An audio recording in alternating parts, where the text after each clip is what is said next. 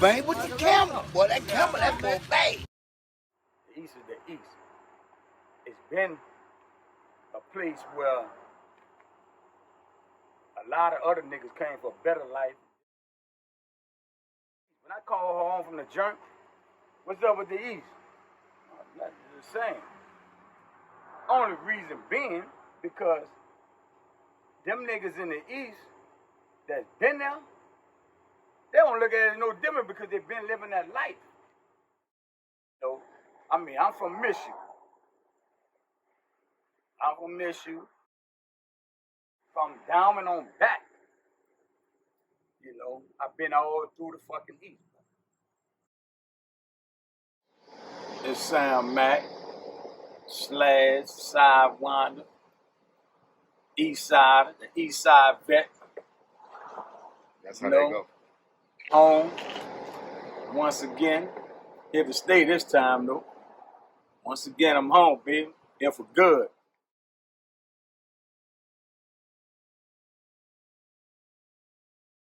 Right there.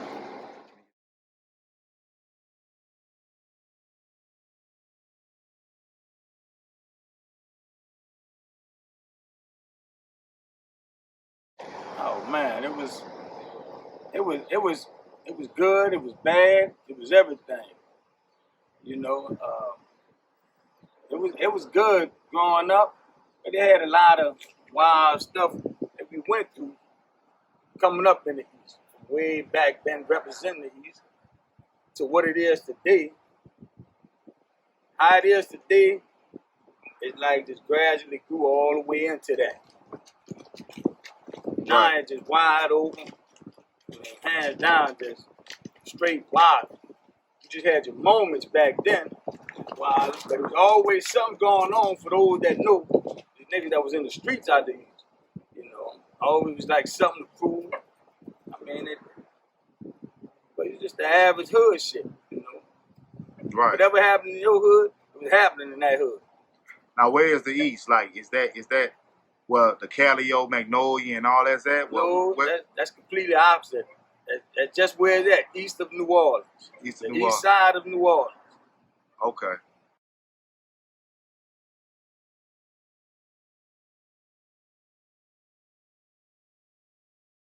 You had these that breaking house. You had these was that stole cars. And then it just graduated into pumping.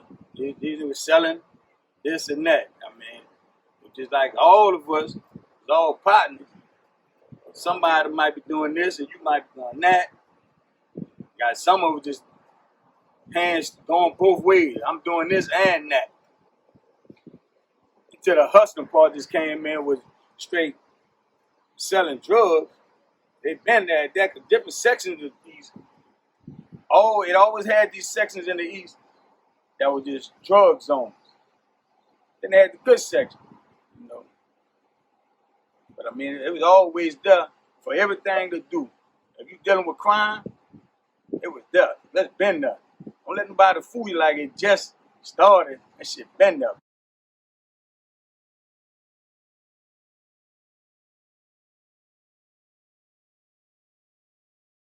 You know, it always had that bounce.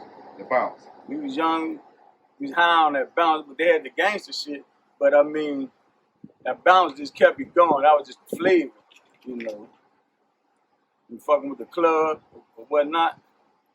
You had to have that bounce in there.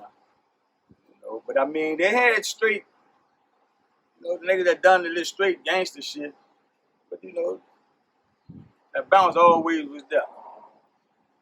That was us, you know.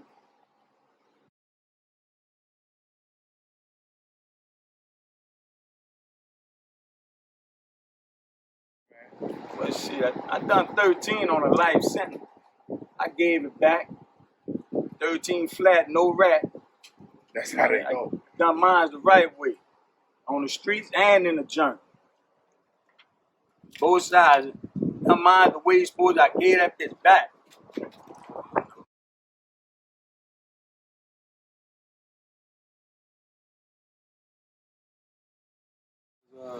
I was blessed. That was a beautiful thing, though.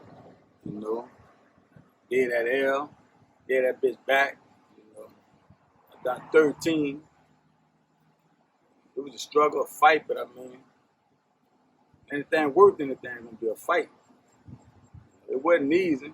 But I feel well rewarded now that I'm here once it was done. But actually, I gave it back. I gave mine back around year 5. And I'm on direct appeal. You know, the state had an opportunity to challenge that, appeal just like I appealed, and they gave it back to me a year later. So I'm back in the struggle, fighting, trying to get to where I'm at now. You know, so all the way up to 2021 is when I actually got my sentence vacated.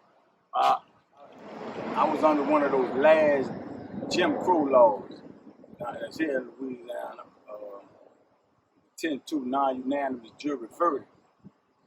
And, I was a victim of that. It was ruled unconstitutional. The law that was ruled now to be unconstitutional, and I benefited off. And they still got about 1,500 to 1,600 other ones that's in the joint throughout Louisiana that's supposed to get the same blessing. It's coming, but it ain't fully come through yet for them.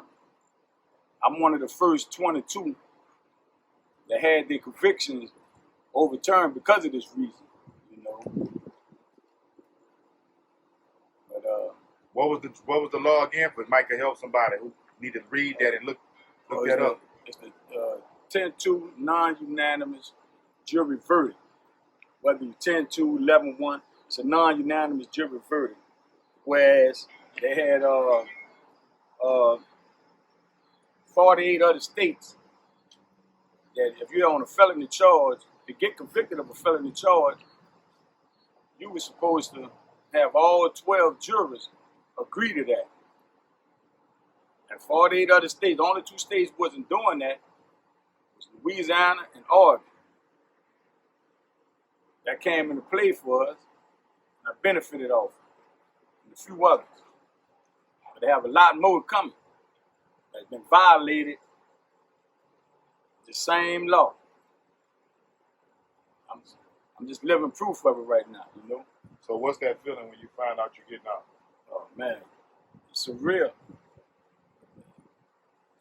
Like you're born again. Just that one shot you've been asking for again. To get back out. Just that shot. You've been saying, give me one more shot. I'm straight from now.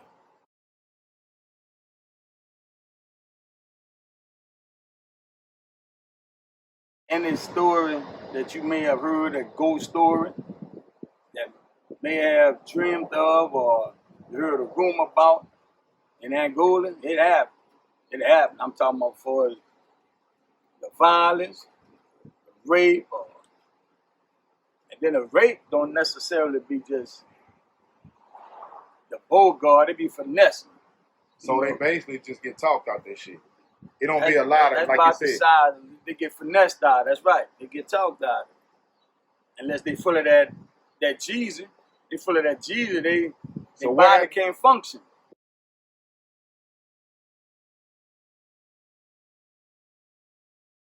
Angola. That's where you did the 13 at? I actually done 10 now. I done the first 3 in OPP. Okay, what is OPP? Orleans Parish Prison, which is closed down now. Orleans Justice Center now, but he's wilding enough.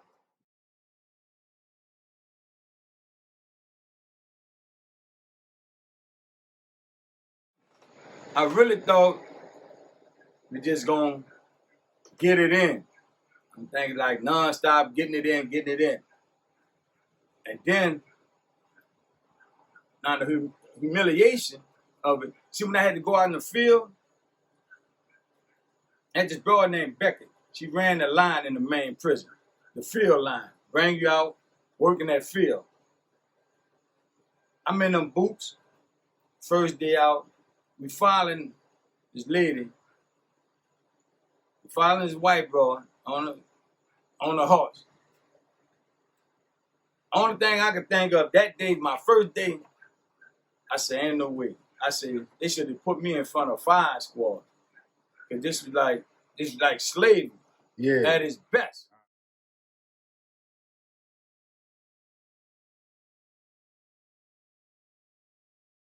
It's equal because, you know, a man gonna be a man whether he's 75 pounds or he's 300 pounds. So the size, they have got this persona that the big niggas, the only niggas who survive type shit. No, you know what I'm saying? Because it's always a way to equalize everything.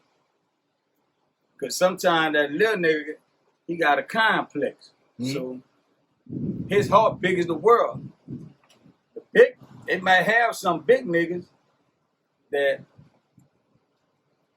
they ain't really got that same type of heart. So you gonna see the difference. It's just like out here in the streets. I mean, it's that size. I done saw big niggas get slaughtered. I done saw big niggas slaughter shit. I mean, saw little niggas get slaughtered. Saw little niggas slaughter shit. Medium-sized nigga. I mean, that shit just individually who he is. Because he was who he was before he got there. They got some niggas with some cold-blooded street credits. And then they got in there. I ain't saying they was a homosexual or a hoe, but I can say I know some that came in there, the street credit was off the chart. And for some reason, not on their charge, but their jail way of living was rat. You know, I guess that's the simplest way to put it. They were straight on the street. They didn't rat on their charge, but they turned into a rat while they're in the journey. Where they do that at. I mean, they do it. Not everyone, I'm just saying. Now they're making these calls from prison, the wall phone. And they tell you, they state on there, these calls may be monitored or all monitored. And for some reason, niggas' ear just shut up. They close up. They don't hear nothing that recording saying these calls may be monitored. Down here. But guess what? Then you go and say something. Now the people ain't got nothing on you. As soon as you say something, now they done gave you a warning. They done justify their use of warning you of what they gonna do. And you still ignore that. You got earplugs in. You ain't hearing that.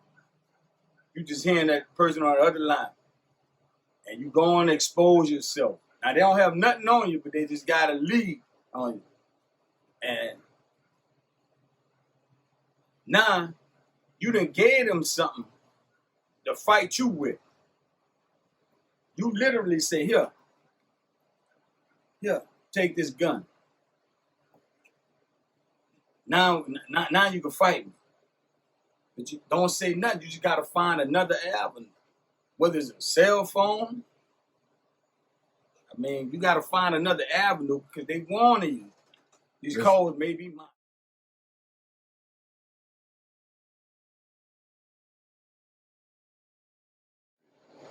I can tell you this. See, I ain't been there. Might be a little outdated in the parish now, but it was hard for them niggas. Man. It was hard for them niggas. It was hard for them niggas on the jail. Off top. Yeah, or they might be going protective custody. You know, they got to tell the guy. That's what cool with them niggas. And, you know, they lived among us. You know, birds of a feather like that flock together. But so y'all gonna know, niggas gonna know when they come in there because the paperwork out. Yeah, even if it's not from the paperwork, because the Fed's real keen on it, is real crisp on that. But in the state, you might not have all the paperwork, but you got word of mouth. The streets talk. But what if the word of mouth wrong? It could be. He still get it. It could be, and some niggas then got, and it wasn't off a bad look. Bad I mean, that's just the way it is. I mean, You gotta accept that like that. If it was bad low, I feel bad for that person. At the same time, you can't always just give a nigga a rat jacket. You gotta really know if the nigga ratting. I say that. If you really know homie ratting, all right, stick that bitch on it.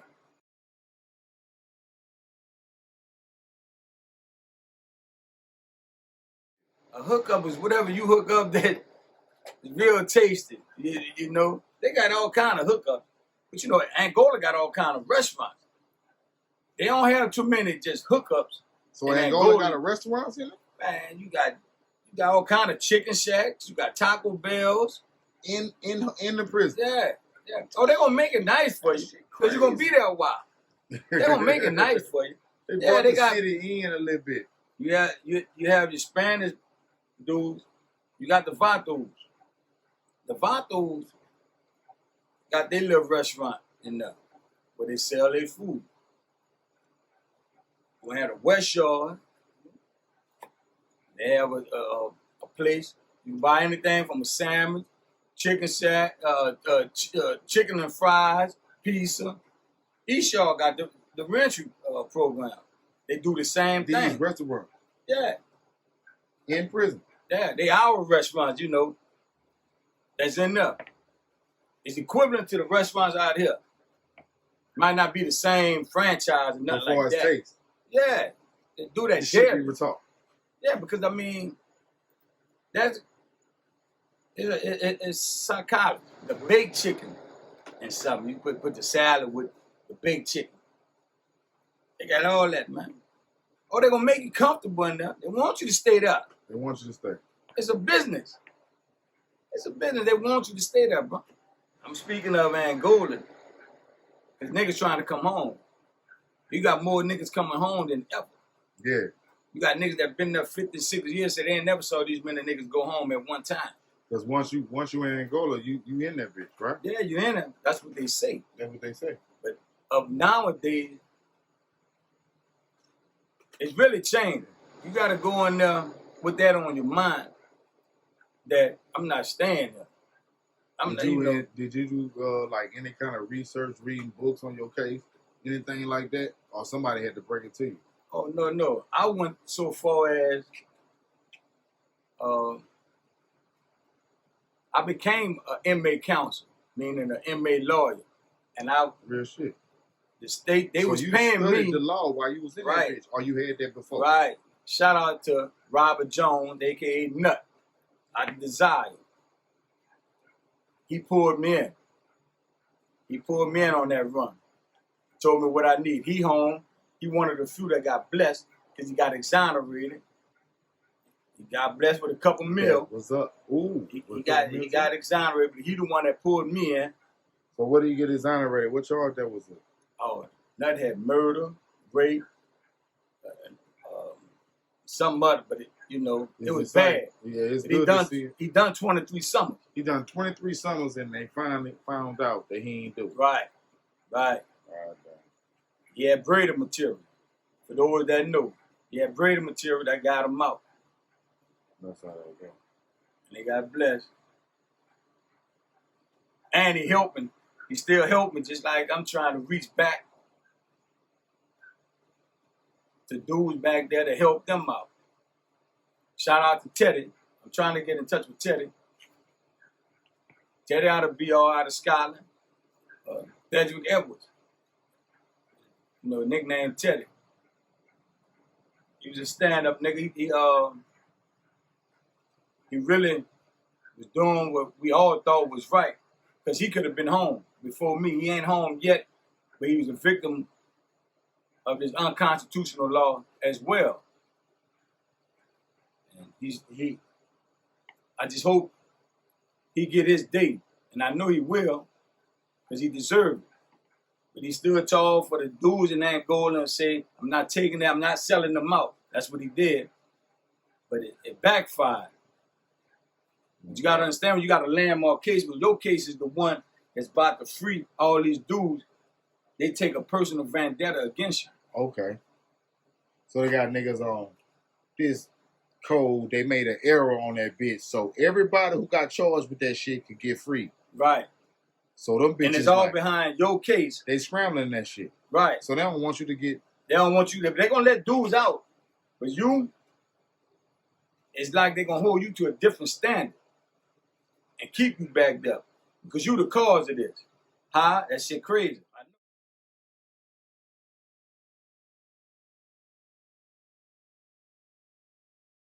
Man, that was something different. I mean, if you was right there in it, me and my dad had to get on the roof. Dad was living across the canal at the time on Lazard Street. Moms had pushed, came by my grandmother's house, you know, here where we at, and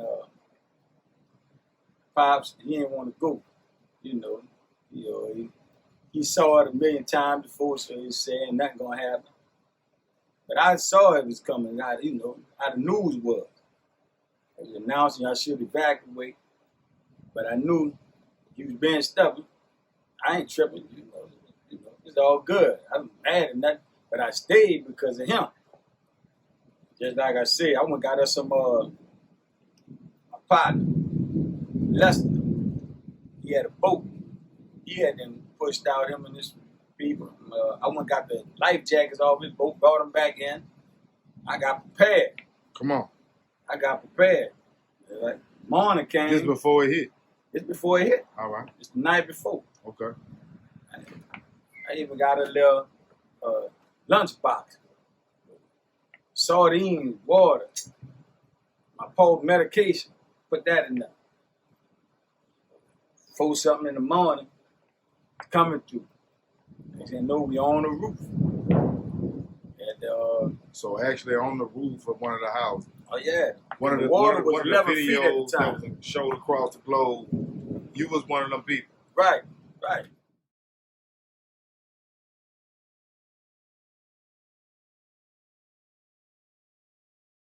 Shit, the rain was coming, and it wasn't a heavy rain, but it had a lot of wind. But it had enough rain that when it hit you, it feel like it stings. Almost, not the effect of needles, but it just wasn't right. It wasn't no regular rain because the wind was blowing so hard. So me and my dad had just, laid on the roof, back to back, basically try to use our body heat to stay warm. Now we didn't know where the help was coming from or nothing. And like the National Guards or the Army or whatever, they came got it. They was on St. Claude Bridge. Dude named All Night Shorty. He from out that neighborhood. He grew up there. Older dude. He had his boat, and another little dude. He about my age. Forgot his name, but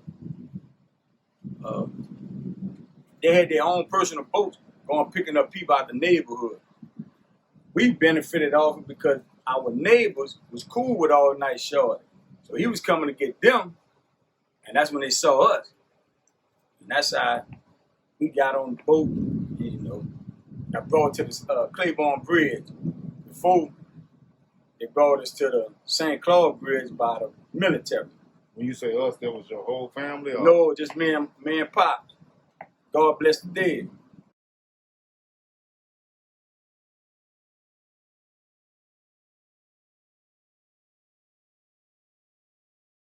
Oh man, it was still an ongoing. Seemed like if you go out there in the east right now, it seemed like Katrina's just hit.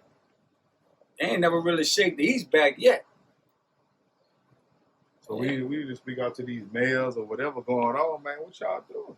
I don't know what's. I mean, well, I know what time it is. Yeah. It's gentrification, Okay. And talking of the East, ain't like the East just got like that. Been having different people from different places moving there. You had your original ones, you had people that's transplants or whatever. They living out there, but it's been like that. It's just more so now because of a cold-blooded move by the system, which is whatever the world, man.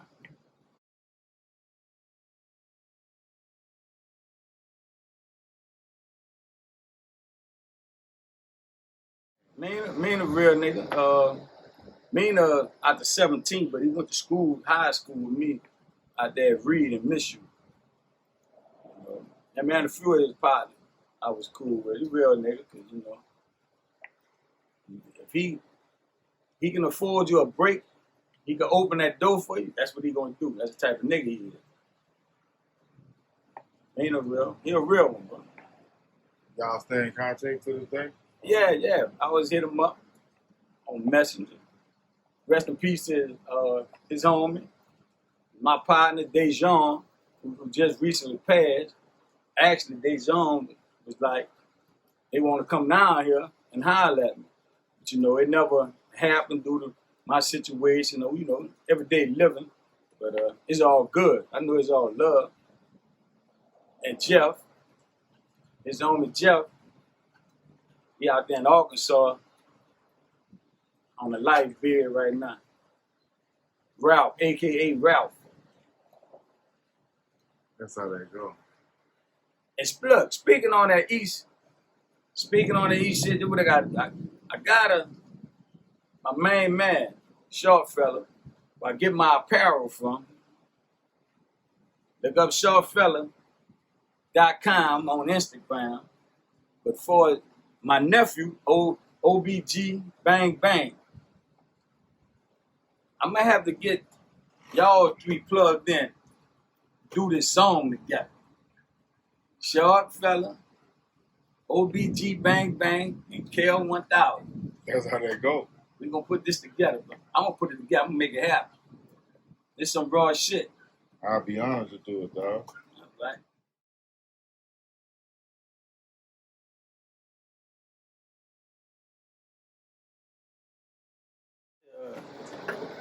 I think that was Muhammad Ali once said,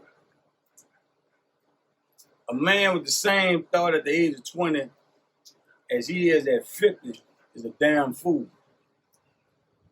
You gotta change in life. When I say Sam Mack never changed, I don't mean I changed for the better. You know, I don't do the shit I used to do when I was young. You know, I'm thankful for that. I'm glad of that. I'm still here. I'm one of the few that's still here though. In my era that was out there, that was really out there like that. I'm one of the few that's still out there. But you got a couple of us that's out there, you know. But I mean, everybody till you involved. So if you don't, you ain't gonna last. I mean, come on, you gonna wise up. I can look back at some of the shit I did in my life at 20 years old and be like, man, I don't know what I was thinking about. You know. But I done it at that time, in that moment, I done what I did, you know. 15, I mean, you know what it is. Mine wasn't developed yet. Thought it was, but it wasn't. You know, I'm grown now. And trying to link up with some of my partners, Buck, Toby, on some of these, they're getting these programs started. Toby created that mailman. Now people ain't gonna know what that is, but you gotta check that out. It's called a mailman. M-A-L-E. M-A-L-E. That's what I was about to ask you. So, mailman, like deep. The definition, like it's deep. Toby cold-blooded with it. Yeah. Toby, so when they could be expecting that? Cold-blooded. I gotta make a few calls to see when he gonna get that going, so he could produce that in the community. Buff real deep. A real critical thinker. You got some things, you know, it's gonna go a little premature right now. I can't really put them out. But when it does, we're coming back. I'm coming back to deliver what we have in the communities. Baton Rouge to New Orleans.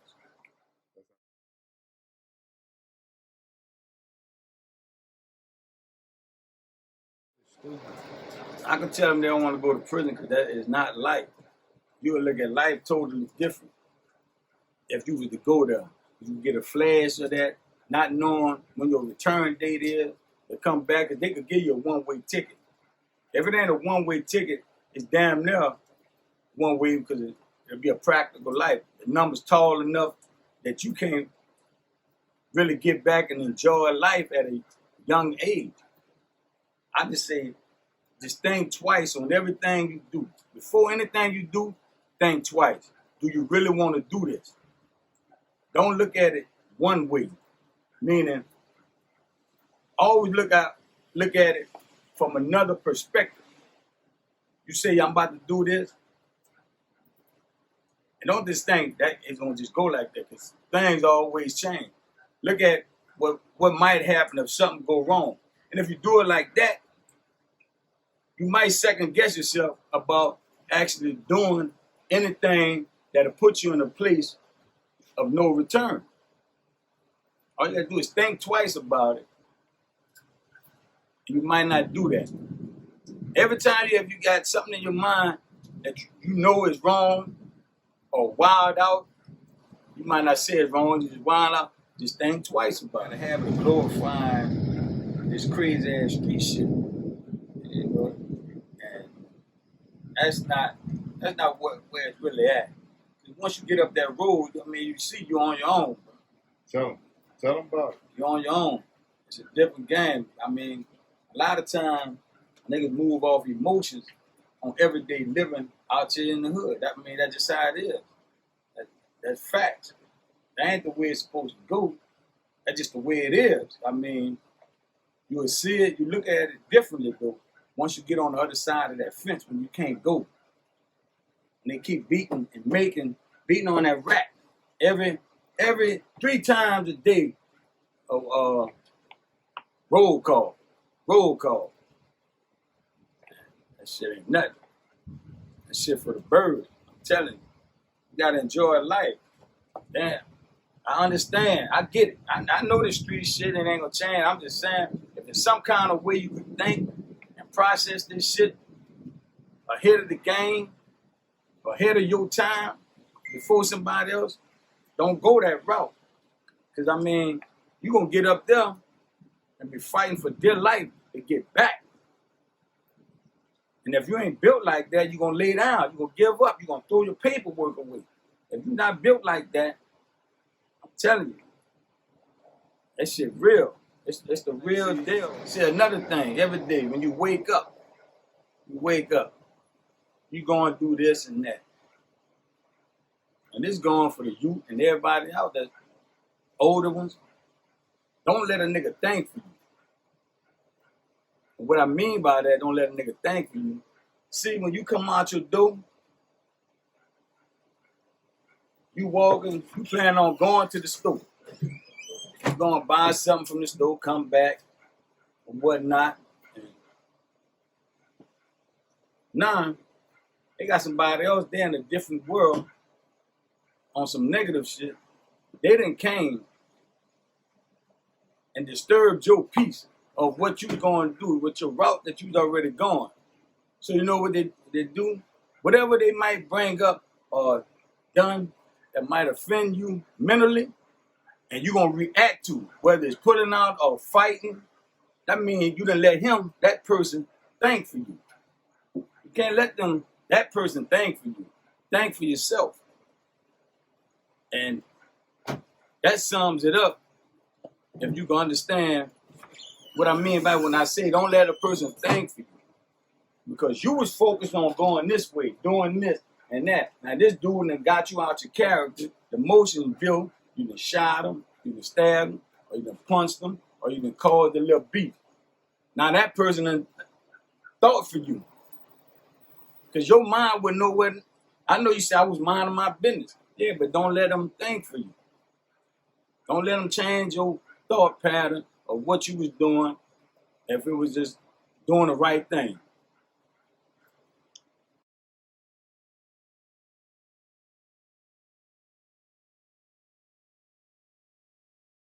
If I forgot you, like if I say some name, you know, short, bang, bang, GDP speaks, you know, my cousin Chris, because we forgot Crystal, everybody, I mean, it's all love. You know, I can't think of everybody's name right now, you know, but it's all good.